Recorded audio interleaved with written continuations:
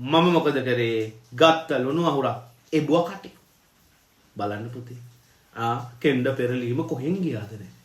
අනිත් විද්‍යාව විෂය කියන්නේ පැටවුනේ කටපාඩම් කරන්න සුදුසු විෂයක් නෙමෙයි. හැමතිස්සෙම ඔයාලා ප්‍රායෝගික සංසිද්ධියක්, ප්‍රායෝගික අවස්ථාවක් පාදක කරගෙන විෂය කාරණා ඔළුවට දාගන්න. එතකොට මේක හරි ලේසි. ඔයාට මොකද කටපාඩම් කරන්න ගොඩක් විෂයන් තියෙනවා. ඒ කටපාඩම් කරන්න තියෙන විෂයන් ටික ඒක කටපාඩම් කරන්න. හැබැයි විද්‍යාවත් ඒක උඩට දාගන්න එපා. මෙන්න මේ වගේ මොඩල් එකේ ප්‍රශ්න පුතේ තියෙනවා. සමහර වෙලාවට ප්‍රශ්න 40ට මේක ප්‍රශ්නයක්. ඒ වගේ වෙලාවක පුතේ මේක තමයි උත්තරේ. මොකද විද්‍යාව බොලුකු භයානක විෂයක් බව. ෆෝන් එක සාක්කුවේ දාගෙන හැමතිස්සෙම යන්න එපා. අනාගතයේ අඳුරු වෙනවා.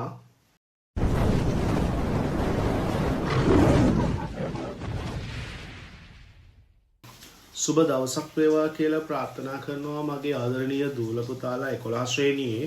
දැන් 2025 අවසාන වාර පරීක්ෂණය දකුණු පළාතේ පවත්වන නියමිත වෙලා තියෙනවා. දෙසැම්බර් 16 අවසන් වන නිවාඩුවේ. ඉතින් ඒ වෙනුවෙන් මගේ පැටවුන්ට ලංකාවෙම ඉන්න මේ වෙනකොට දැඩි ගම් වතුර විවසනයකට මුහුණ හාලා තියෙන මගේ ආදරණීය දරුවන් වෙනුවෙන් අපි කතා කරනවා පුතේ 2020 දකුණු පළාත් සභා අධ්‍යාපන දෙපාර්තමේන්තුව විසින් ප්‍රකාශයට පත් කරන ලද දකුණු පළාත් අධ්‍යාපන දෙපාර්තමේන්තුව විසින් ප්‍රකාශයට පත් කරන ලද 2020 තුන්වන වාර පරීක්ෂණයේ ප්‍රශ්න පත්‍රයේ ඉතින් අපි අපේ විභාගය මොන බාධකාවක් පුතේ ජීවිතේ අපේ කඩයිම ඉහළින්ම සමත් වෙන්න ඕන. ඉතින් හැමෝටම ඒ ශක්තිය ධෛර්යය ලැබේවා කියලා ප්‍රාර්ථනා කරමින් හැමෝටම දලදා සමිඳුගේ පිහිට ප්‍රාර්ථනා කරමින් කිසිදු දුකක් කරදරයක් සිදු නොවේවා කියලා අපි පටන් ගමු පුතේ. අපේ විජයග්‍රහණයේ ගමන විද්‍යාව විෂයට අදාළව අපි අද කතා කරන්නේ 2020 දකුණු පළාත් සභා තුන්වන වාර පරීක්ෂණය. ඉතින් අපි යමු වීඩියෝවට. හොඳයි පුතේ. පළවෙනි ප්‍රශ්නෙන් ඔයාලගෙන් අහනවා සජීවී පදාර්ථයේ බර අණුව බහුලව ඇති මූලද්‍රව්‍ය. සජීවී පදාර්ථයේ බර අණුව බහුලව ඇති මූලද්‍රව්‍ය මොකක්ද කියලා. සජීවී පදාර්ථයේ බර අණුව බහුලව ඇති ද්‍රව්‍ය මොනවද කියලා පුතේ අපේ ශරීරයෙන් 3න් 2ක්ම තියෙන්නේ මොනවද? අපේ ශරීරයෙන් 3න් 2ක්ම තියෙන්නේ ජලය. හරිනේ? ජලය තමයි පුතේ අපේ බර අණුව. ඒ කියන්නේ කිලෝ 30ක ස්කන්ධයක් සහිත මිනිස්සෙක්ගේ කිලෝ 20ක්ම තියෙන්නේ මොනවද? ජලය. එහෙනම් බර අණුව වැඩිම ප්‍රමාණයක් තියෙන්නේ මොනවද? ජලය.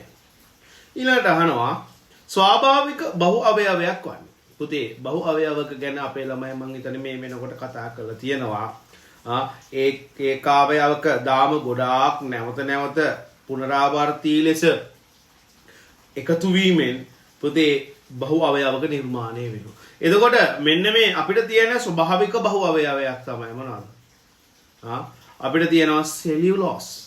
හරිනේ? සෙලියුලෝස්. ශාක සෛලවල සෛල බිත්තියේ අඩංගු වෙන ස්වාභාවික බහු අවයවයක් තමයි මොනවද පුතේ? සෙලියුලෝස්. මීට අමතරව රබර් කියන්නේ ස්වාභාවිකව නිර්මාණය වෙච්ච බහු අවයවයක්. ඒකාවයවකයේ විදිහට අයිසොප්‍රීන් කියලා තමයි අපි ආව හඳුන්වන්නේ. හරිනේ? ඒකාවයවකයේ විදිහට අයිසොප්‍රීන් කියලා තමයි පුතේ අපි ආව හඳුන්වන්නේ.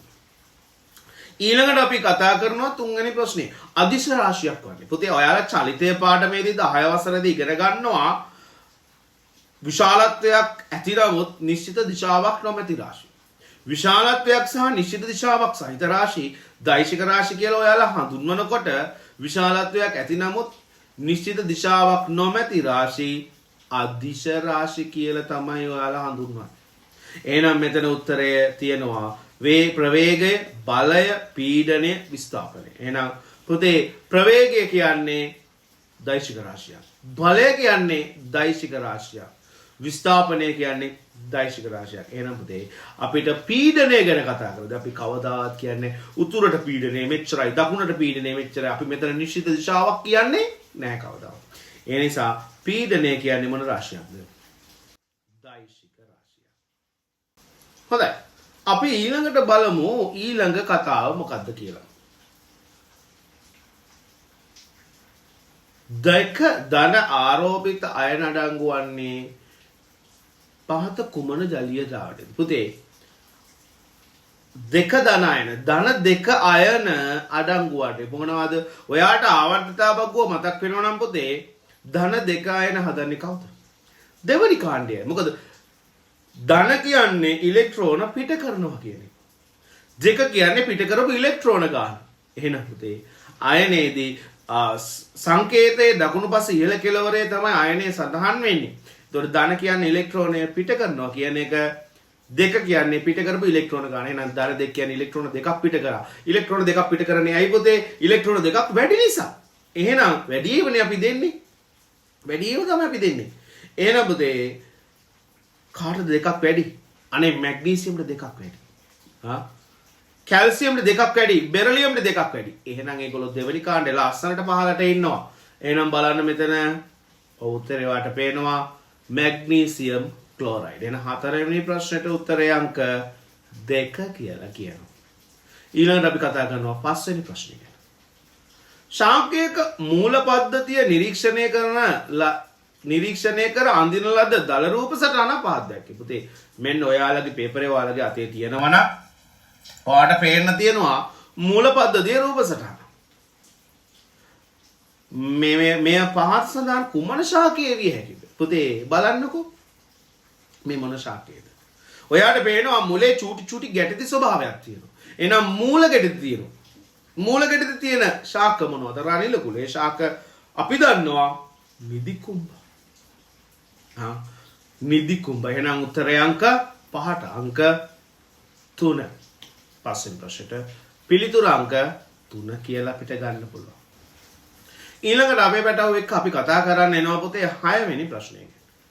පහත සඳහන් අණු අතරින් ත්‍රිත්ව බන්ධන අඩංගු අණුව කුමක්ද? පුතේ ත්‍රිත්ව බන්ධනය. මෙන්න මේ සහසංයුජ බන්ධන. ඒක බන්ධන, ද්විත්ව බන්ධන, ත්‍රිත්ව බන්ධන ගැන කතා කරන්නේ පුතේ අපි සහසංයුජ බන්ධනවලදී. මේ සහසංයුජ බන්ධනය ගැන කතා කරද්දී කොහොමද අපේ ළමයින්ට ප්‍රශ්නයක් එනවා? බන්ධන ඉලෙක්ට්‍රෝන තියෙනවා, එකසර ඉලෙක්ට්‍රෝන තියෙනවා.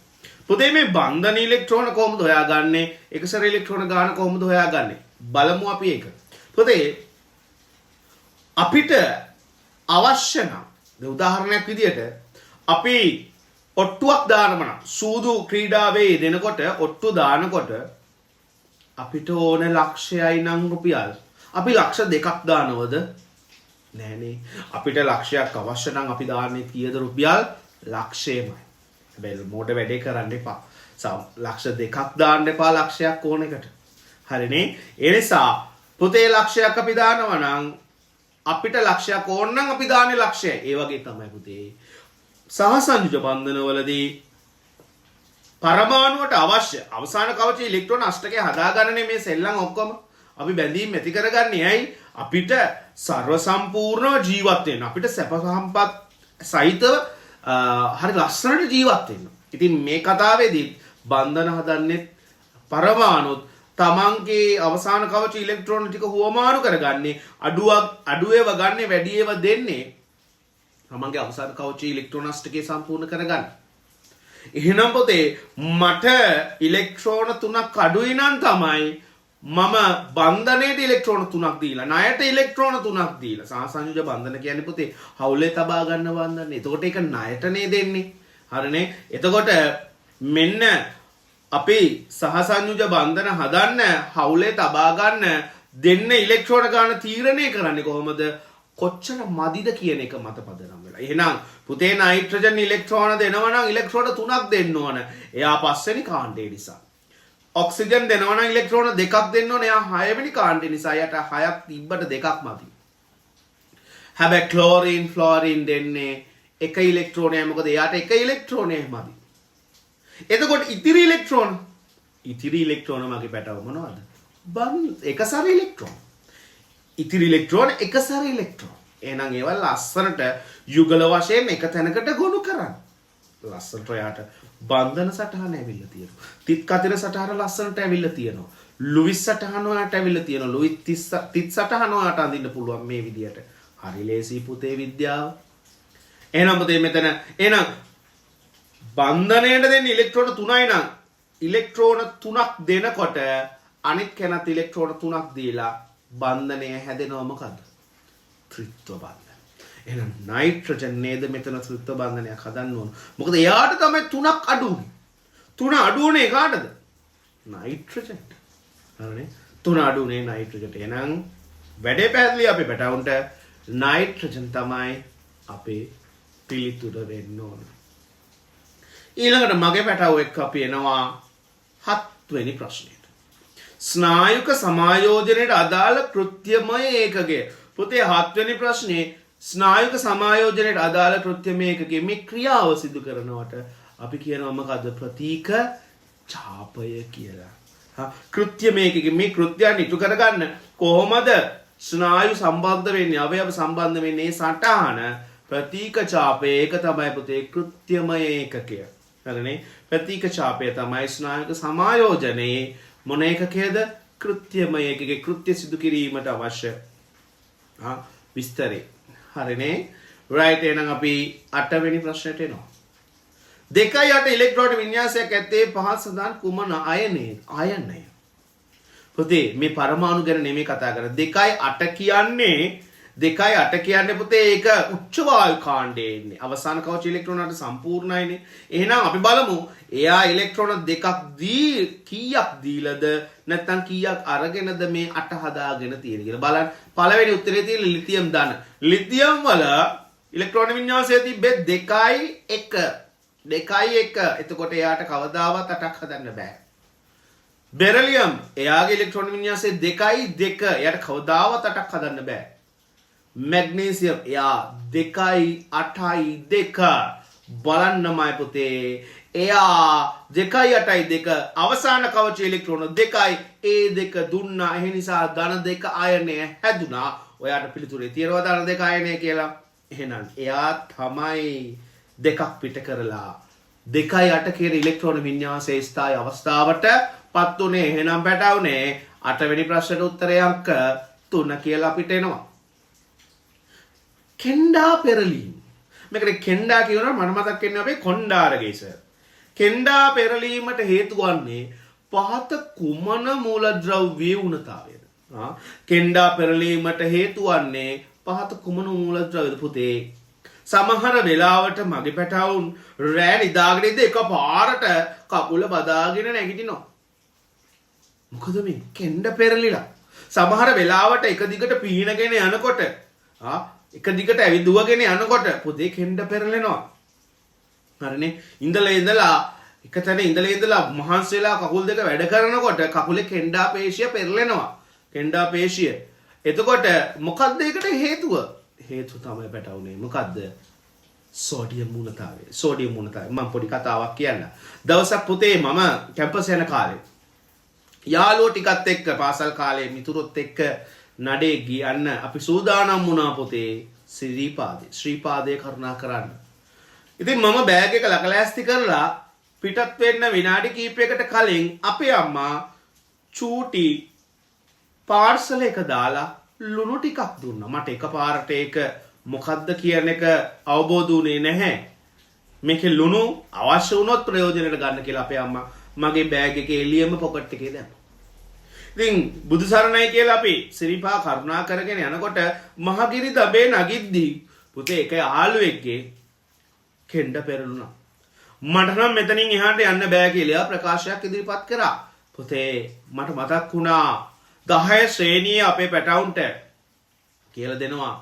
මොකද්ද? අයඩින් උණුතාවය. ඒක ඉගෙනගෙන තියෙනවා සර්. ඒ නිසා සෝඩියම් ඌනතාවය. සෝඩියම් ඌනතාවය නිසා කෙන්ඩා පෙරලෙනවා කියන කතාව ඉගෙනගෙන තියෙනවා. ඒ නිසා පුතේ මම මොකද කරේ? ගත්ත ලුණු අහුරක් එබුවා කටේ. බලන්න පුතේ. කෙන්ඩ පෙරලීම කොහෙන් ගියාද නේ?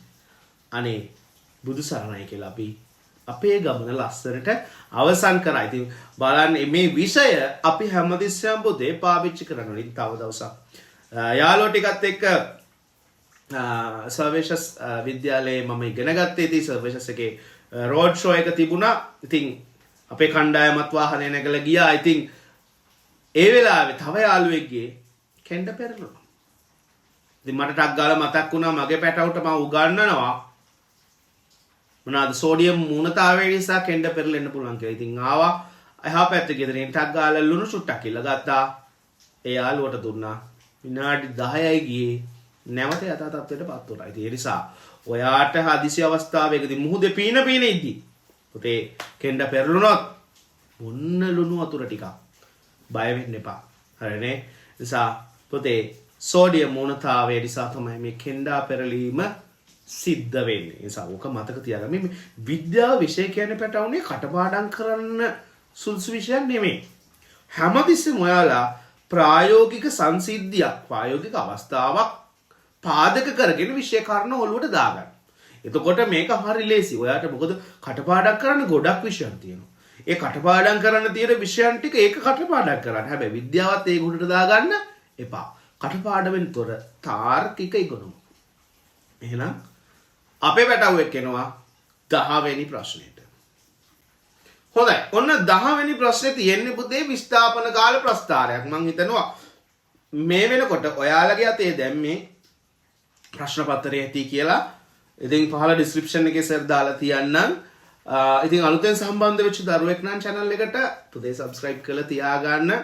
අපි දිගටම මේ මොහොතේදී ඔයාලත් එක්ක මේ ප්‍රශ්න පත්‍ර සාකච්ඡාව සජීවීව මේ වෙනකොට අපි සිදු කරනවා. ඉතින් ඒ නිසා වීඩියෝ එක දාපු ගමන් බලන්න බෙල් අයිකන් එක ක්ලික් කරලා තියාගන්න, channel එක subscribe කරලා තියාගන්න කියලා ආතරෙන් මතක් කරමින් අපි 10 වෙනි ප්‍රශ්නේ කතා කරනවා චලිතයේ පාඩම 10 වසර. කාලය සමග වස්තුවක විස්ථාපනය වෙනස් වූ ආකාරය පහත ප්‍රස්ථාරයේ දැක්වේ. ඒ අනුව නිවැරදි ප්‍රකාශය තෝරන්න. පුතේ මෙන්න ප්‍රස්ථාරයක් තියෙනවා. ඔයාලට පේනවා x අක්ෂයේ විස්ථාපනය, y අක්ෂයේ කාලය. පුතේ බිඳුවේ ඉඳලා පටන් අරන් තියෙනවා. තප්පර 4ක් යනකොට මීටර 10ක් ඉදිරියට ඒකාකාර ප්‍රවේගයෙන් විස්ථාපනය වීමක් පෙන්නනවා. ඊට පස්සේ 4 වෙනි තප්පරේ ඉඳලා 8 වෙනි තප්පරය දක්වා විස්ථාපනයේ වෙනසක් සිද්ධ වෙලා නැති බවක් තමයි අපිට ප්‍රස්ථාරය තුලින් දකින්න ලැබෙන්නේ. එහෙනම් බලන්න පළවෙනි උත්තරේ වස්තුව මීටර 10ක් ගමන් කර ඇත. ඔව්. වස්තුව මීටර 10ක් ගමන් කරලා තියෙන බවක් පේනවා. වස්තුව මුල් තප්පර 4 තුල ඒකාකාර ත්වරණයෙන් ගමන් කර ඇත. නෑ පුතේ ත්වරණය වෙන්න නම් මේ ප්‍රස්ථාරය මෙහෙම තියෙන්න බෑ. විස්ථාපන කාල ප්‍රස්ථාරයක සරල රේඛාවක් නම් මූල ලක්ෂ්‍ය හරහා යන ඒකාකාර ප්‍රවේගයක්. අපි විස්ථාපන කාල ප්‍රස්ථාරයක ත්වරණයක් නිරූපණය කරන්නේ පුතේ ඔයාලා අර අවමය නිරූපණ මූල ලක්ෂ්‍ය හරහා යන අවම ප්‍රස්ථාරයක් අඳිනව නේද 11 ශ්‍රේණිය අපේ පැටව. ප්‍රස්ථාරවල වක්‍ර ප්‍රස්ථාරවල අන්න ඒ වගේ එක කොටසක් තමයි ඒකාකාර ත්වරණය කියලා කියන්නේ. ඊළඟට වස්තුව නැවත ආරම්භක ලක්ෂයට පැමිණ ඇත. නෑ පුතේ මෙතන තියෙන්නේ තප්පර 4 කාලය තුල මීටර් 10ක් ඉදිරියේ නිශ්චලව පැවතීම. මීටර් 10ක් ඉදිරියේ නිශ්චලව පැවතීමක් තමයි මෙතනදී සටහන් වෙන්නේ. එහෙනම් අපිට ඊළඟ කියන්නත් අවශ්‍ය වෙන්නේ නැහැ මං හිතන්නේ. මොකද්ද? නිවැරදි පිළිතුර ලෙස හම්බුණා මුලින්ම පිළිතුර අංක 1. පිළිතුර අංක 1. ඊළඟට අපි එනවා 11 වෙනි ප්‍රශ්නයට. වස්තුවක අඩංගු පදාර්ථ ප්‍රමාණය. පුතේ ඕනෑම වස්තුවක් ඔබ මම මේ සියලුම පදාර්ථය නිර්මාණය වෙන්නේ පියවියසට නොපෙනෙන ඉතා කුඩා අංශු වලින්. වස්තුවක අඩංගු පදාර්ථ ප්‍රමාණය කියන්නේ මේ පදාර්ථ එකතු වෙලා තමයි අපේ මොකක් හැදෙන්නේ? ස්කන්ධය හැදෙන්නේ. එහෙනම් වස්තුවක අඩංගු පදාර්ථ ප්‍රමාණය කියන්නේ පැටවුනේ මොකද්ද? ස්කන්ධය. ඒ පදාර්ථ ප්‍රමාණය පොළොවට ඇද ගන්නා බලයට තමයි කියන්නේ මොකද්ද? බර කියලා. ඒ පදාර්ථ ප්‍රමාණය පොළොවට ඇද ගන්නා බලයට කියනවා මොකද්ද? බර කියලා. බර හෙවත් ගුරුත්වාකර්ෂණ බලය. බර හෙවත් ගුරුත්වාකර්ෂණ බලය. එහෙනම් අපි එනවා අපේ 12 වෙනි ප්‍රශ්නයට. අහන්නේ මෙන්න ආමාශය ගැන ප්‍රශ්නයක්. 11 ශ්‍රේණිය 6 වෙනි පාඩම ආමාශය ආහාර ජීර්ණ පද්ධතිය. පෙප්සින් එන්සයිමය ශ්‍රාවය කරන්නේ පහත් සඳහන් කුමන අවයව මගේද? පුතේ ආහාර ජීර්ණ පද්ධතියේ එන්සයිම ටික හොඳට ඔළුවේ තියෙන්න ඕන. හොඳට ඔළුවේ තියෙන්න ඕන. පුතේ පෙප්සින් එන්සයිමය ශ්‍රාවය වෙන්නේ කොහෙන්ද? ප්‍රෝටීන් ජීර්ණය කරන්න ආමාශයෙන්. ඒ ආමාශයේ ප්‍රෝටීන් ජීර්ණ ක්‍රියාවලිය උත්තේජනය කරන්න හයිඩ්‍රොක්ලෝරික් අම්ලයක් ස්‍රාවය වෙනවා. එහෙනම් පෙප්සින් ශ්‍රාවය කරන්නේ කොහෙන්ද? ආමාශයෙන්. ආමාශයෙන් තමයි පෙප්සින් ශ්‍රාවය කරන්නේ. එතකොට කුඩා අවධියේදී ලදරුවන්ගේ ආමාශයේ ශ්‍රාවය වන නිසා මේ මොකද්ද? රෙනින්. ඒ රෙනින් මගින් තමයි කිරි කැටි ගැසීම සිද්ධ කරන්නේ. කිරි කැටි ගැසීම සිද්ධ කරන්නේ කවුද?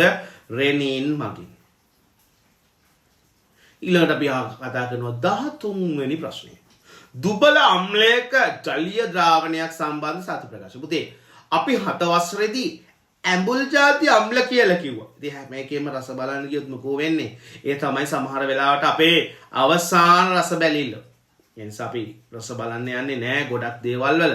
එහෙනම් පැටවනේ මොනවද ඇත්තටම අම්ල කියලා කියන්නේ? අම්ලයක් කියලා කියන්නේ පුතේ ද්‍රාවණයට එච්චායන දායක කරනවා නම් ඒක අම්ල ලෙසත් වැඩිපුර එච්චායන දායක කරනවා නම් ඒවා ප්‍රබල අම්ල ලෙසත් භාගික වෙච්චායන දායක කරනවා නම් ඒවා දුබල අම්ල ලෙසත් හඳුන්වනවා.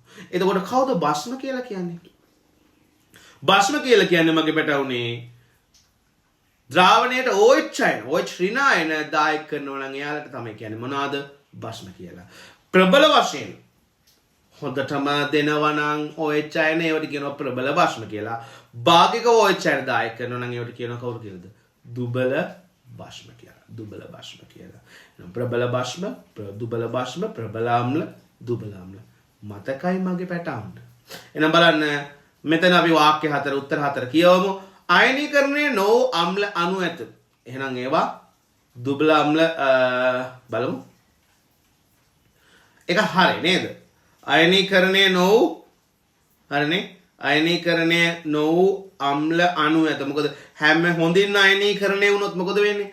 හොඳින්ම අයනීකරණය වුණොත් ඒක ප්‍රබල අම්ලයක් වෙන්න ඕනේ. සමහර වෙලාවට භාගිකව එච්චායන දායක කරන නිසා සමහර අයන වල එච්චායන අයනීකරණය සමහර අණු අයනීකරණය නොවි තියෙන්න පුළුවන්. ඒ නිසා පළවෙනි ප්‍රකාශනය හරියනවා. pH අගේ 7ට අඩුයි. ඔව් පුතේ අම්ලයක්නේ. අම්ලයක pH අගය කියලා කියන්නේ 0.6ත් අතරනේ පුතේ. ඒ නිසා 7ට අඩුයි. මාධ්‍ය එච්චායන අඩංගේ ඔව් ගොඩක්ම නැති වුණා ටිකක් හරි එච්චායන තියෙන්න ඕනේ. ඒ නිසා පුතේ අපේ උත්තරේ ඉහත සියල්ල සත්‍ය. මෙන්න මේ වගේ මොඩල් එකේ ප්‍රශ්න පුතේ තියෙනවා සමහර වෙලාවට ප්‍රශ්න 40ටම එක ප්‍රශ්නයක්. ඒ වගේ වෙලාවක පුතේ මේක තමයි උත්තරේ. මොකද්ද? ඉහත සියල්ල සත්‍ය වේ කියන කතාව තමයි උත්තරේ. right? හොඳයි එහෙනම් අපේ පැටවුව එක එනවා අපි ඊළඟ ප්‍රශ්නයට. 14 වෙනි ප්‍රශ්නය. පරිමා ප්‍රතිශතයේ 4% වූ ඇසිටික් අම්ලයේ ජලීය ද්‍රාවණ 500ක් සාදා ගැනීම සඳහා අවශ්‍ය සංශුද්ධ ඇසිටික් අම්ල පරිමාව. හරිනේ? මොකද පරිමා ප්‍රතිශතයේ 100% වූ ඇසිටික් අම්ලයේ ද්‍රාවණය. හරිනේ? සංශුද්ධ ඇසිටික් පරිමාව. පුතේ මෙතන කියන්නේ මොකද්ද? මේ අම්ල මේ ඇසිටික් අම්ලයේ පරිමා භාගයක් 104යි කියලා දෙන්නේ. ඒකෙන් කියවෙන්නේ මොකද්ද පුතේ? පරිමාව මුළු පරිමාව මේ ඝන සෙන්ටිමීටර් 100ක් නම් මුළු පරිමාව 104යි කියන එකේ තේරුම තමයි පැටවුනේ මුළු පරිමාව ඝන සෙන්ටිමීටර් 100ක් වුණොත් ඇසිටික් පරිමාව ඝන සෙන්ටිමීටර් 4යි. එහෙනම් 104 නම් 500ට කීයද? 104 නම් 200ට 8ක් වෙන්න ඕන. නේද? 300ට 12ක් වෙන්න ඕන. 400ට කීයද? 16ක් වෙන්න ඕන. එහෙනම් 500ට කීයක් වෙන්න ඕන? 20ක් වෙන්න ඕන. එහෙනම් ඝන සෙන්ටිමීටර් කීයද උත්තරේ? 20යි. 14ට අංක 2. 14 වෙනි ප්‍රශ්නට අංක 2. පැහැදිලිනේ? හරි ලේසි පුතේ. හරි ලේසි. ගොඩක් ළමයි මේ විද්‍යාව බෝලුකු භයානක විෂයක් බවට හිතලා තියෙනවා. හරිනේ? මේක මහා භයානක විෂයක් බව හිතනවා. එතකොට පුතේ අපේ මොළයම කියනවා ඕක බෑ ඕක මහා ජරා ඕක හරීම මේ දරුණු විෂයක් කියලා. එහෙම හිතන්න බෑ. මේක තමයි පුතේ මේ විෂයන් සියල්ලගෙම ජොලිම විෂය. ආකර්ෂණීයම විෂය. ආස හිතෙන විෂය. එහෙනම් අපි පැටව එක අපි යනවා 15 වෙනි ප්‍රශ්නයට. A හා B ද්‍රව්‍ය දෙකේ ඝනත්ව අතර අනුපාතය 1:2යි. එකම ගැඹුරකදී A හා B අතර ද්‍රව ස්ථිති පීඩනයේ අනුපාතය.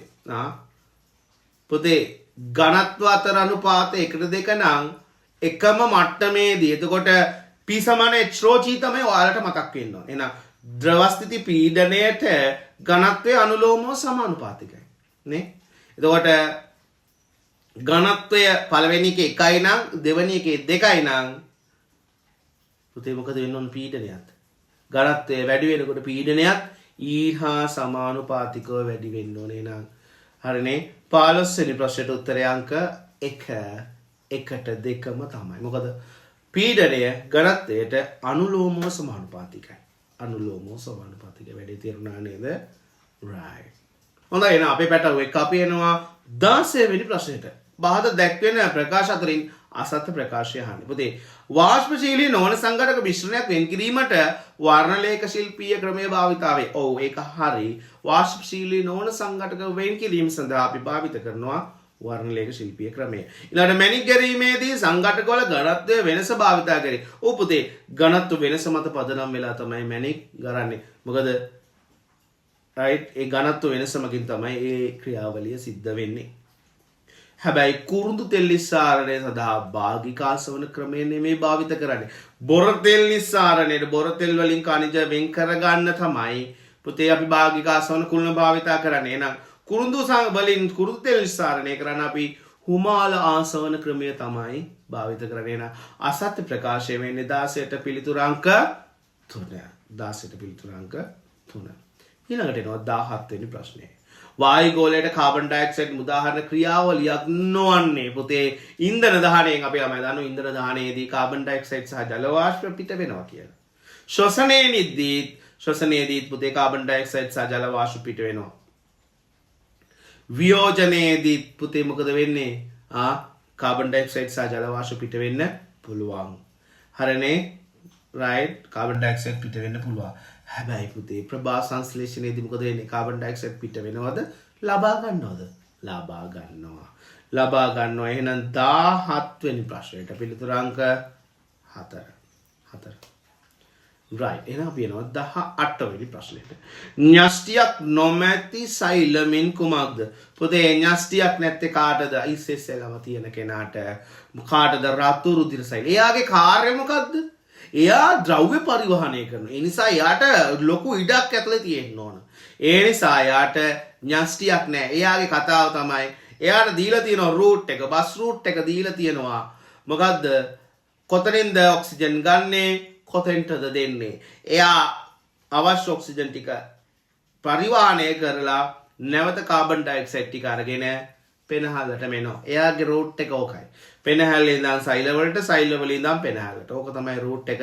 ඉතින් ඕක පාලනය කරන්න න්‍යෂ්ටියක් එතෙන්ට යොදලා නෑ. න්‍යෂ්ටියක් නැහැ රතු රුධිර සෛල වලට. ඊළඟට පුතේ ලුණු නිස්සාරණයේදී මුලින්ම ස්ෆටිකීකරණය වන්නේ පාසදාන් කුමන රසායනික ද්‍රව්‍යද? පුතේ ලුණු නිස්සාරණය ලුණු ලේවායක් මගින් ලුණු නිස්සාරණයේදී පුතේ අපි ගන්නවා තටාක 3ක්. නොගැඹුරු තටාකය,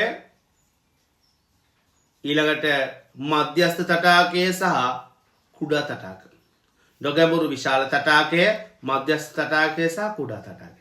පළවෙනියම පුතේ සාන්ද්‍රණය දෙගුණයක් දක්වා වැඩි කරද්දී මොනවද පුතේ ස්ෆටිකීකරණය වෙන්නේ? මොනවද? Calcium carbonate. ඉස්සෙල්ලම පළවෙනිම තටාකයේදී කැල්සියම් කාබනේට් ස්ෆටිකීකරණය වෙනකොට ඊළඟට ආපහු 4 ගුණයක් දක්වා සාන්ද්‍රණය වැඩි කරනකොට කැල්සියම් සල්ෆේට් අවක්ෂේප වෙනවා. අවසානකේ 10 ගුණයක් දක්වා සාන්ද්‍රණය වැඩි කරනකොට මොනවද? මැග්නීසියම් ක්ලෝරයිඩ්, සෝඩියම් ක්ලෝරයිඩ් පුතේ මොකද වෙන්නේ? අවක්ෂේප වෙනවා. පැහැදිලි නේද? එහෙනම් මගේ පැටවුන්ට පැහැදිලි 19 වෙනි ප්‍රශ්නෙට උත්තරේ අංක 2 කැල්සියම් කාබනේට්. කැල්සියම් කාබනේට් තමයි අවක්ෂේප වෙන්නේ විශාල නොගැඹුරු තටාකයේදී. හොඳයි එහෙනම් අපි එනවා 20 වෙනි ප්‍රශ්නෙට. තරංග සම්බන්ධ ප්‍රශ්නයක්. එක් මොහොතකදී ජල තරංගයක හරස් කඩක් පහත රූපයේ දැක්වීමෙන් පාසදා කුමන ප්‍රකාශ සත්‍ය වේද? පුතේ අර පළවෙනි ප්‍රකාශනේ ඒ ලක්ෂයෙන් පමණක් ශීර්ෂයක් නිරූපණය වේ. නෑනේ පුතේ තීරක තරංගයක් නිර්මාණය වෙලා තියෙන ශීර්ෂ සහ නිම්න වලින්. බලන්නකෝ ඔයාට පේපරේ අතේ තියෙනවානේ A C D කියන්නේ ඔක්කොම ශීර්ෂ. B E කියලා කියන්නේ මොනවද? ඔක්කොම නිම්න. එහෙනම් A ලක්ෂණය පමණක් ශීර්ෂ නිරූපණය වෙන්නේ නැහැ. B ලක්ෂණ පමණක් නිම්නයක් නිරූපණය බෑනේ පුතේ. E වලිනුත් නිම්න නිරූපණය වෙනවනේ. A හා C ලක්ෂ දෙකෙන් පමණක් ශීර්ෂ නිරූපණය වේ. ඒකත් බොරුනේ. එහෙනම් B හා E ලක්ෂ දෙකෙන් පමණක් නිම්න නිරූපණය වේ. ඒක හරි. එහෙනම් ඒවට කියන අනුයාත නිම්න. පුතේ අනුයාත නිම්න දෙකක් හෝ ශීර්ෂ දෙකක් හෝ අතර දුරට මොකක්ද කියන්නේ? පහලින් කමෙන්ට් එකක් දාගෙන යන්නකෝ. right. එහෙනම් අපි යනවා 21 වෙනි ප්‍රශ්නෙට. රේඩාර් පද්ධති ජංගම දුරකථන ක්‍රියාකාරීත්වයේදී රේඩාර් පද්ධති ජංගම දුරකථන ක්‍රියාකාරීත්වයේදී පුතේ මොනවද භාවිතා කරන්නේ?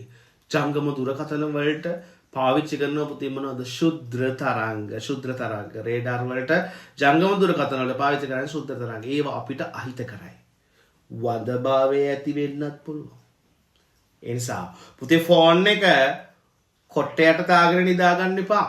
පිරිමි ළමයි ෆෝන් එක සාක්කුවේ දාගෙන හැමතිස්සෙම යන්න එපා. අනාගතයේ අඳුරු වෙනවා බලාගෙන. right. එහෙනම් පිළිතුර අංක 3 රේඩාර් පද්ධති සහ ජංගම දුරකථන ක්‍රියාවලියේදී ශුද්‍ර තරංග තමයි භාවිත වෙන්නේ. right. පැහැදිලි නේද? හොඳයි ඊළඟට අපි එනවා 22 වෙනි ප්‍රශ්නෙට. ඔක්සිහරණයක් නිරූපණය වන ප්‍රතික්‍රියාව මින් කුමක්ද? ඔක්සිහරණයක් නිරූපණය වෙන ප්‍රතික්‍රියාව මින් කුමක්ද පුතේ? මොකද ඔක්සිකරණ අංකයේ අඩුවීමක් තමයි ඔක්සිහරණයක් කියලා කියන්නේ. එතකොට බලන්නකො පළවෙනි එක මැග්නීසියම්. පුතේ මතක තියාගන්න ලෝහවල එයාගේ මූලද්‍රව්‍ය අවස්ථාවේ ඉන්නව නම් ලෝහයේ ඒ ඔක්සිකරණ අංකයේ බිඳුව අවස්ථාව. ඔක්සිකරණ අංකයේ බිඳුව අවස්ථාව හඳුනගන්නේ කොහොමද පුතා?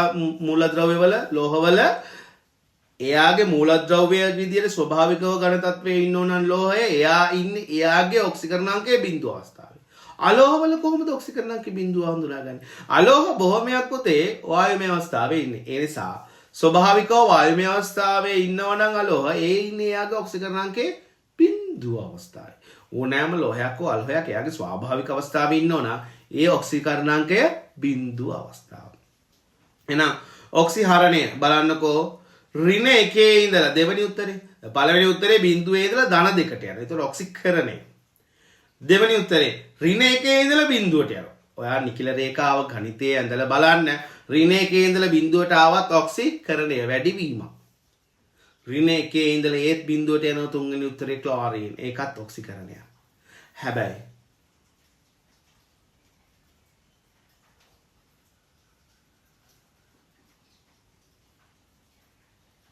යකඩ බිඳුවේ ඉඳලා ධන 2ට යනවා. මෙතන එතකොට පොඩි ප්‍රශ්නයක් තියෙනව නේද මම පැටවුනේ? මෙතන උත්තරයක් තියෙනවද? නෑ නේද?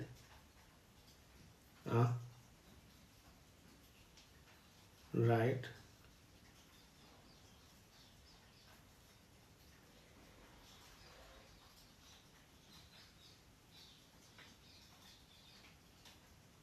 පිළිතුරක් නැහැ. හැබැයි උත්තර පත්‍රයේ දීලා තියෙන්නේ පිළිතුර අංක 2 කියලා. ඍණ 1 ඉඳලා ඔක්සිජන් ජලය මේක ඔක්සි කරන ආරණ ප්‍රතික්‍රියාවක් විදිහට තමයි පිළිතුර අංක 2 දීලා තියෙන්නේ. හරිනේ. right. එහෙනම් අපි යනවා 23 වෙනි ප්‍රශ්නයට. හරිනේ. පැහැදිලි සමහරලාට මේ පේපර් එක දීපු අවස්ථාවේ සංශෝධනයක් දෙන්න දීලා තියෙන්න පුළුවන් මේ 22 වෙනි ප්‍රශ්නය සම්බන්ධයෙන් ඔක්සිහරණයක් නිරූපණය සම්බන්ධයෙන්. එහෙම නැත්නම් හැමතිස්සම ඔක්සිකරණයේදී දකුණු පැත්තට ඉලෙක්ට්‍රෝන යොදනවා, ඔක්සිහරණයේදී වම් පැත්තට ඉලෙක්ට්‍රෝන යොදනවා කියලා මතයක එන්න පුළුවන්. ඒ නිසා මෙතන ප්‍රශ්නයේ ගැටලුවක් තියෙනවා. හොඳයි අපි මේ ප්‍රශ්නේ තියලා අපි යනවා 23 වෙනි ප්‍රශ්නෙට. උත්තර කාචය මගින් මොනවද ලබා දෙන්නේ?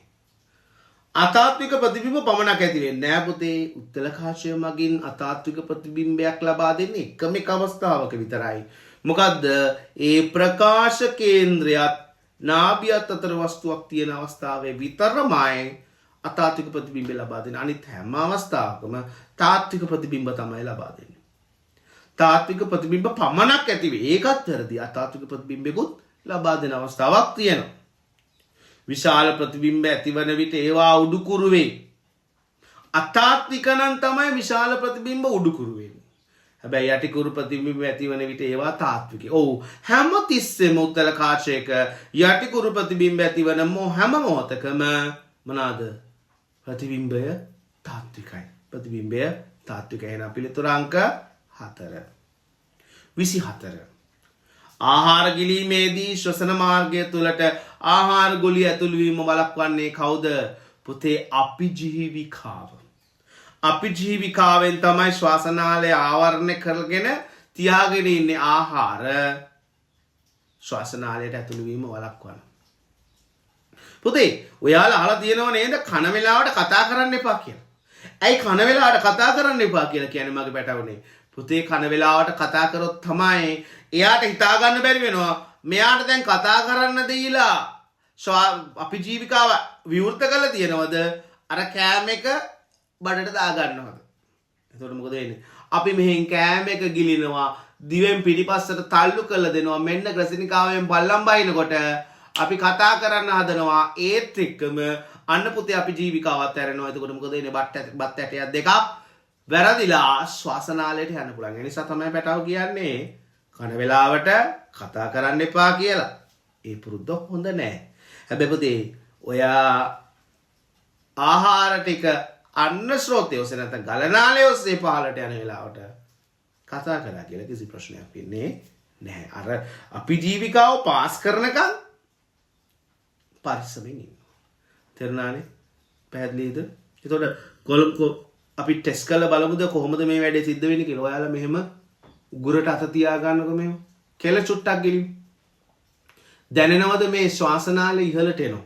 අන්නේ ශ්වාසනාලය ඉහළට ඇවිල්ලා තමයි මෙහෙම වැසුම් පෙත්තෙන් වැහෙන්නේ. මෙහෙම උඩින් තියෙන පොඩි කව එකක්. ඊට පස්සේ මෙහෙම තියෙන මෙහෙම බටේ මේක තමයි මෙහෙම වැහෙන්නේ. නැතුව වෙනමම කැප් එකක් නැහැ. වෙනමම වැසුම් පෙත්තක් කියලා වෙනමම එකක් නැහැ. ඒක එකටම තමයි තියෙන්නේ ශ්වාසනාලයත් එක්ක සම්බන්ධ වෙලා. හරිනේ? ශ්වාසනාලයත් එක්ක සම්බන්ධ වෙලා ඒක හරියට නිකන් මෙන්න මේ වගේ. ශ්වාසනාලය ඔයාලට මම පෙන්නන්නම් දැන් මෙන්න මේ වගේ. හරියට මෙන්න මේ වගේ තියෙන්නේ ශ්වාසනාලය ඉහළ කෙළවර. එතකොට අපි කෙළ චුට්ටක් ගිලිනකොට මොකද වෙන්නේ? මෙන්න මෙහෙම වැසුම් මේක තියෙන කොටස මේක මෙතනින් මේක ආවරණය වීම සිද්ධ වෙනවා. මෙන්න මෙහෙම අපි ජීවිකාව. පැහැදිලි නේද? මෙහෙම ආවරණය වීම සිද්ධ වෙනවා. මෙතන එතකොට ශ්වාසනාලය ආවරණය වෙලා තියෙන්නේ. නැවත පල්ලෙහාට එනකොට මේක දිග හැරෙනවා. ඕක තමයි ක්‍රියාවලිය සිද්ධ වෙන්නේ. හරිනේ? එතකොට අපි ජීවිකාව තමයි ආහාර ගිලීමේදී ශ්වසන මාර්ගය තුළට ආහාර ගුලි ඇතුළු වීම වළක්වන්නේ කවුද? අපි ජීවිකාව මගින්. අපි ජීවිකාව මගින් තමයි මේ කතාව සිද්ධ වෙන්නේ. මම හිතනවා අපේ පැටවුන්ට පැහැදිලි ඇති කියලා. අපි එනවා එහෙනම් 25 වෙනි ප්‍රශ්නෙට. උණුසුම් වූ වහලක් යට සිටින විට දහඩිය තමයි. ඔව්නේ. නේද? ටකරම් අඩුවක් ඇතුලේ දවල් 12ට විතර ඉන්න ගියොත් පුදුම සනීපයක් තියෙනනේ. ඒකට හේතුව මොකද්ද? විකිරණයෙන් තාපය සංක්‍රමණය වෙනවා. පුතේ අපි අතින් යකඩයක් ඇල්ලුවොත් ඝන පදාර්ථයක් ඇල්ලුවොත් උණුසුම හෝ සිසිලස සංවේදනය වෙන්නේ සංනයනය මගින්. ජලයට අත දාලා බැලුවොත් උණුසුම හෝ සිසිලස සංවේදනය වෙන්නේ අපිට මොනවා මගින්ද? සංවහනය මගින්. හැබැයි පුතේ ගිනි ගොඩක් අසල සිටින මිනිස්සෙකුට නැත්තම් සූර්යාගේ හිරු කිරණ වලට නිරාවරණය වෙච්ච මිනිස්සෙකුට නැත්තම් ටකරන් වහලක් යට දවල් 12ට ඉන්න මිනිස්සෙකුට තාපය සංක්‍රමණය වෙන්නේ කොහොමද? විකිරණයෙන්. පැහැදිලි නේද? එහෙනම් අපි 26 වෙනි ප්‍රශ්නෙට යනවා. ඒකාකාර හරස් කඩක් සහිත ජල ටැංකියක ඇති ජලය ඒකාකාරව ඉවත් වේ. ජල කඳ මගින් ටැංකිය පතුල මත ඇති කරන පීඩනය P ඉවත් වන ජල කඳේ පරිමාව සමග වෙනස් වන ආකාරය ප්‍රස්ථාරය මින් කුමක්ද? මොකද වෙන්නේ පුතේ? වැඩි ඉවත් වෙන පරිමාව වැඩි වෙන්න පීඩනය මොකද වෙන්නේ? අඩු වෙනවා. පීඩනය අඩු වෙනවා. ඒක උත්තරේ 26 වෙනි ප්‍රශ්නෙට පිළිතුරු අංක 2. ස්ට්‍රේට් ලයින් එක.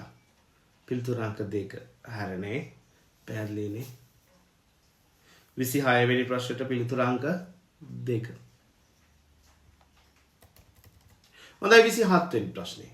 ශ්‍රේෂ්ඨ අධ්‍යයනයකදී පණුආකාර දෙහයක් සහිත තෙත සමක් සහිත අභ්‍යන්තරව බාහිරව දෙහ ඛණ්ඩනය වී ඇති සතෙකු නිරීක්ෂණය කරනවාදී මේ සත්‍යය අයත් වන අපෘෂ්ඨවංශී කාණ්ඩයක් මත පුතේ මොකද්ද මේ පණුවෙක් පණුව සියල්ලම අයිති වෙන්නේ මොන කාණ්ඩයටද පුතේ පණුව සියල්ලම අයිති වෙන්නේ ඇනලීඩා කාණ්ඩයට කෘමීන් සියල්ලම අයිති වෙන්නේ ආත්‍රපෝඩා කාණ්ඩයට කෘමීන් සියල්ලම අයිති වෙන්නේ ආත්‍රපෝඩා කාණ්ඩයට පණුව සියල්ලම අයිති වෙන්නේ ඇනලීඩා කාණ්ඩයට එහෙනම් මොකද ඇනලීඩා උත්තරේ 28 වෙනි ප්‍රශ්නෙට උත්තරේ අංක 2 උත්තරේ අංක 2 29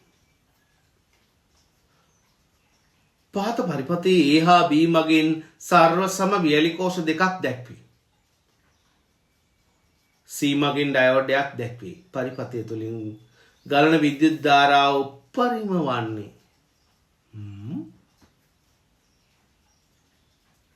මොකද වෙන්නේ? අපි එක්කෝ A වල අග්‍රමාරු කරන්න ඕන. නැත්තම් මොකද කරන්න ඕන?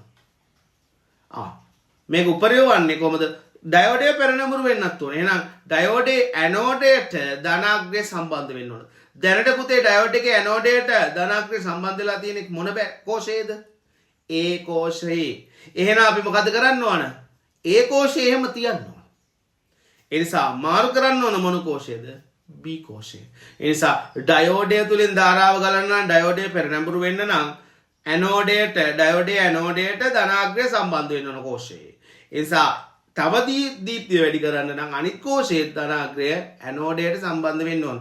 ඒ නිසා අපි කියනවා B අග්‍රමාරු කළ විට තමයි දීප්තිය මොකද වෙන්නේ? වැඩි වෙනවා. එතකම් මේක පත්තු වෙන්නේ නැහැ. හොඳයි. එහෙනම් අපි ඊළඟට කතා කරන්න හදන්නේ ධාරා විද්‍යුතය සම්බන්ධ ප්‍රශ්නයකට 30 වෙනි ප්‍රශ්නය. සමාන ප්‍රතිරෝධක තුනක් යොදා පහත පරිපතේ සකසා ඇත. x y අග්‍ර අතරට නියත විභවාන්තරයක් යොදා ඇත. S සුචය විවෘත කළ විට පුතේ S සුචය විවෘත කළ විට දැන් සංවෘත කළ තියෙන්නේ. එහෙනම් සංවෘත කළ තියෙන S සුචය විවෘත කරා මොකද වෙන්නේ? අර සමාන්තරගත සම්බන්ධතාවය නැති වෙනවා. සමාන්තරගත සම්බන්ධතාවය නැති වෙනකොට මොකද වෙන්නේ? ප්‍රතිරෝධය පද්ධතියේ ඒ ප්‍රතිරෝධ දෙක ශ්‍රේණිගත වෙනවා. එතකොට මොකද වෙන්නේ? දෙන්න එකතු වෙනවා. එහෙනම් උදාහරණයක් විදිහට 6ව 3ක් තියෙනවා නම් කලින් සමාන්තරගතව තියෙන 6ව දෙන්න නිසා සමග ප්‍රතිරෝධය 3ක් වෙනකොට දැන් S ස්විච් එක විවෘත කරපු නිසා මොකද වෙන්නේ? එතන සමග ප්‍රතිරෝධය ඕම් 6ක් වුණා. මම උදාහරණයක් විදිහට ඕම් 6 ගත්තොත්. ඒ නිසා පුතේ මොකද වෙන්නේ? S ස්විච් එක විවෘත කරපු ගමන් මොකද වෙන්නේ? පද්ධතියේ ප්‍රතිරෝධය සමග ප්‍රතිරෝධය වැඩි වෙන නිසා ධාරාව මොකද වෙන්නේ? අඩු වෙනවා. ධාරාව අඩු වෙනවා. එනවා අපි ඊළඟට එනවා 31 වෙනි ප්‍රශ්නයට. හයිඩ්‍රජන් පෙරොක්සයිඩ් වියෝජනය සිදුවන ආකාරය පහත තුලිත සමීකරණයෙන් දැක්වේ. ඒ අනුව හයිඩ්‍රජන් පෙරොක්සයිඩ් මවුලයකින් නිපද වෙන ඔක්සිජන් ස්කන්ධය කොපමණද? පුතේ බලන්න ඔයාට තුලිත රසායන සමීකරණයේ තියෙනවා හයිඩ්‍රජන් පෙරොක්සයිඩ් ඉස්සරහින් ඉලක්කමක්. හයිඩ්‍රජන් පෙරොක්සයිඩ් ඉස්සරහින් ඉලක්කමක් තියෙන 2. එතනින් කියන්නේ මොකද්ද? හයිඩ්‍රජන් පෙරොක්සයිඩ් මවුල 2ක් දුන්නොත් ඔක්සිජන් ස්ක්‍රයින් තියෙන එකනේ පුතේ. නොලිය ලියන්නේ 1. එහෙනම් ඔක්සිජන් මවුල ලැබෙන්නේ 1යි. එහෙනම් හයිඩ්‍රජන් මවුල 2ට 1යි නම් ලැබෙන්නේ හයිඩ්‍රජන් පෙරොක්සයිඩ් මවුලයකින් ඔක්සිජන් මවුල හයිඩ්‍රජන් මවුල 2කින් හයිඩ්‍රජන් පෙරොක්සයිඩ් මවුල 2කින් ඔක්සිජන් මවුල 1යි නම් හයිඩ්‍රජන් පෙරොක්සයිඩ් මවුල 1කින් ඔක්සිජන් මවුල භාගයයි. ඔක්සිජන් මවුල භාගයයි. ඒතර ඔක්සිජන් මවුල 1ක් ගන්න නම් මොකද වෙන්න ඕන? ඔක්සිජන් කියන්නේ 16යි ස්කන්ධ සාපේක්ෂ පරමාණු ස්කන්ධය. එහෙනම් O2 වෙනකොට 32ක් වෙන්න ඕන. 32කින් භාගය කීයද? 16යි ග්‍රෑම්. එහෙනම් පිළිතුරු අංක 2 31ට පිළිතුරු අංක 2 වෙනවා. පැහැදිලි නේද? 31ට පිළිතුර අංක 2 වෙනවා. හොඳයි අපි 32 වෙනි ප්‍රශ්නෙට යනවා. පූර්ණ හර්ට් විස්තාරයකදී මොකද වෙන්නේ?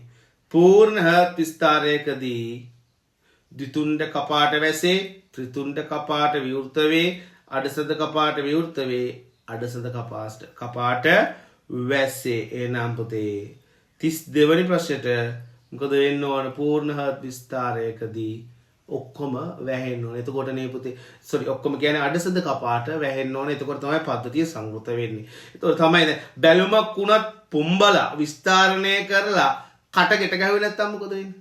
වතුර ටික මේ උගුලන් ටික එළියට යනවනේ. ඒ වගේ මොකද වෙන්නේ? අඩසඳ කපාට සංවෘත වෙනකොට තමයි නාල තුලින් එළියට වාතය යන්නේ නැත්තේ. ඒ නිසා පුතේ පූර්ණ හර්ට් විස්තාරයකදී අඩසඳ කපාට සංවෘත වෙන්න ඕන. පැහැදිලි නේද? ඊළඟට 33 වෙනි ප්‍රශ්නෙට අපි එනවා. උත්ප්‍රේරක මගින් රසායනික ප්‍රතික්‍රියාවක ශීඝ්‍රතාවය. පුතේ ඔයා දන්නවද? කිදර අපේ අම්මත් සමහර වෙලාවට උත්ප්‍රේරකයක් වගේ. පුතේ තාත්තා කියනවා උඹ අද මේ පේපර් එක අනිවාර්යෙන් කරලා තියන්න ඕන. අනේ පුතේ අපේ පුතාට යාළුවෝ ටික කතා කරා බෝල ගහන්න. ඉතින් පොඩ්ඩක් එක අතක් ගහනවා කියලා ගියා. හැබැයි පුතේ අත දෙක වුණා, අතවල් දෙක තුන වුණා. පුතේ එනකොට හැන්ද වුණා. අනේ පුතේ ගෙදර ඇවිල්ලා තමයි පේපර් එක මතක් වුණේ. ඉතින් තාත්තා එනවා තව ටිකකින්. පුතේ මොකද වෙන්නේ? අපේ පුතා දඬුවමකට ලක් වෙනවා. අම්මා හරි තාත්තා හරි අයියා හරි අක්කා හරි නංගි හරි මල්ලි හරි කිව්වොත් තාත්තේ මෙන්න මේක අද ගියා බෝල ගහන්න කියලා. පුතා ගුටි කන ශීඝ්‍රතාවය මොකද වෙන්නේ? වැඩි වෙනවානේ. පුතා ගුටි කන ශීඝ්‍රතාවය වැඩි වෙනවා. එහෙනම් පුතේ අම්මා හෝ තාත්තා හෝ අයියෝ හෝ අක්කෝ හෝ නංගි හෝ මල්ලි හෝ ඔයාට අතක්වත් තිබ්බද?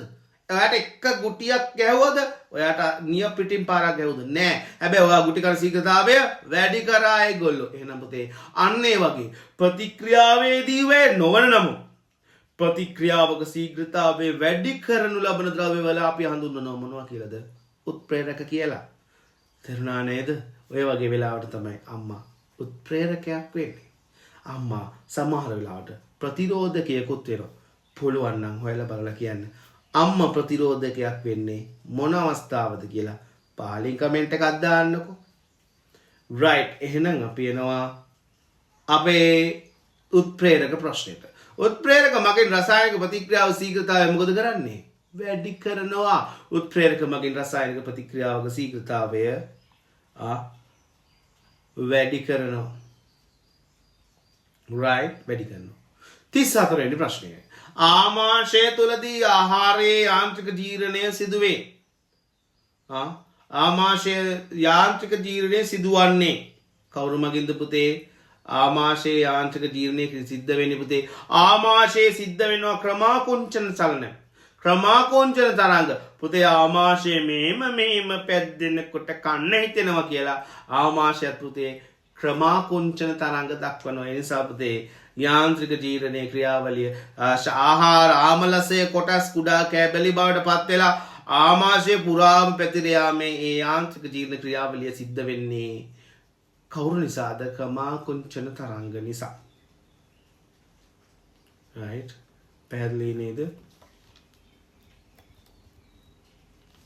ඊළඟ මගේ පැටවෙක් අපි එනවා 35 වෙනි ප්‍රශ්නෙට. 35 වෙනි ප්‍රශ්නේ. සෝඩියම් ක්ලෝරයිඩ් මගින් ද්‍රාවණයක් කාබන් ඉලෙක්ට්‍රෝඩ දෙකක් යොදාගෙන සෝඩියම් ක්ලෝරයිඩ් ජලීය ද්‍රාවණයක් කාබන් ඉලෙක්ට්‍රෝඩ දෙකක් යොදාගෙන විද්‍යුත් විච්ඡේදනය කරනු ලැබේ. එහිදී සිදුවන්නේ පාස් සඳහන් කවරක්ද පුතේ?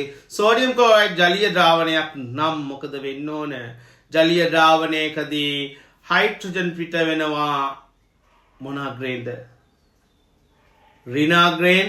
ක්ලෝරින් පිට වෙනවා මොන අග්‍රේන්ද? ධන අග්‍රේන්. ඇනෝඩෙන් ක්ලෝරින් පිට වෙනකොට ක්ලෝරින් ඔක්සිකරණය වෙලා පිට වෙනවා. ඔක්සිහරණය වෙලා පිට වෙනවා. කැතෝඩෙන් කවුද?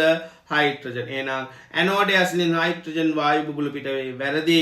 කැතෝඩේ අසලින් ක්ලෝරින් වායු බුබුලු පිට වේ. වැරදි. පුතේ ද්‍රාවණය සෝඩියම් හයිඩ්‍රොක්සයිඩ් බවට පරිවර්තනය වේ. ඇනෝඩේ අසල ඔක්සිහරණ ප්‍රතික්‍රියාව සිදු වේ. 1 2 4 ඔක්කොම වැරදි. ද්‍රාවණයේ සෝඩියම් හයිඩ්‍රොක්සයිඩ් බවට පරිවර්තනය පුතේ ඔව්. මේ ජලීය සෝඩියම් ක්ලෝරයිඩ් තියෙන්නේ. එහෙනම් සෝඩියම් අයන ඉතිරි වෙලා හයිඩ්‍රජනුයි ක්ලෝරීනුයි ගියාම ඉතිරි වෙන්නේ කවුද? ද්‍රාවණයේ තිබ්බේ ජලීය සෝඩියම් ක්ලෝරයිඩ් කියනකොට ද්‍රාවණයේ තිබ්බේ සෝඩියමුයි ක්ලෝරීනුයි හයිඩ්‍රජනුයි ඔක්සිජනුයි හයිඩ්‍රජනුයි හයිඩ්‍රොක්සයිඩුයි මේ හතර දෙනානේ පුතේ ද්‍රාවණයේ හිටියේ. ඔතනින් එතකොට හයිඩ්‍රජනුයි ක්ලෝරීනුයි ගියාම ඉතිරි වෙන්නේ කවුද? සෝඩියමුයි හයිඩ්‍රොක්සයිඩ්. ඉතින් මේ දෙන්න එකතු වෙලා සෝඩියම් හයිඩ්‍රොක්සයිඩ් හදන්න පුළුවන්. ඒ නිසා සිදුවන්නේ කුමක්ද? ද්‍රාවණය සෝඩියම් හයිඩ්‍රොක්සයිඩ් වලට පරිවර්තනය වීම. රයිට් පැහැදිලි නේද? අපේ පැටවුන්ට ද්‍රාවණය සෝඩියම් හයිඩ්‍රොක්සයිඩ් බවට පරිවර්තනය වෙනවා. ඊළඟ 36 වෙනි ප්‍රශ්නේ. ආදර්ශ ද්‍රව ජැක්කුවක් රූපයේ දැක්වී A හා B පිස්ටන දෙකේ හරස්කඩ වර්ගඵල අතර අනුපාතය 1:4 වේ. B සම්මත දැමූ 40යි නිව්ටන් භාරයක් එසවීම සඳහා A මතයේ දිය යුතු බලය පුතේ B කියන්නේ 4යි. හරිනේ? B කියන්නේ 4යි. එහෙනම් වර්ගඵලය 4යි. 40යි නිව්ටන් දැම්මනම් කීයක්ද පුතේ? A භාරය මත යොදන්න ඕන බලය. පුතේ මොකද්ද වෙන්නේ? පීඩනය. බලය ගත්තොත් පීඩනයට වර්ගඵලය ප්‍රතිලෝමව සමානුපාතිකයි. හැබැයි බලයට වර්ගඵලය අනුලෝමව සමානුපාතිකයි නේද? එතකොට මොකද වෙන්න ඕන? වර්ගඵලය 4ක් තියෙද්දී නිව්ටන් 40ක භාරයක් ඔසවන්න වර්ගඵලය 1ක් වෙනකොට කොච්චරද යොදන්න ඕන? කල්පනා කරලා බලන්න. හරිනේ?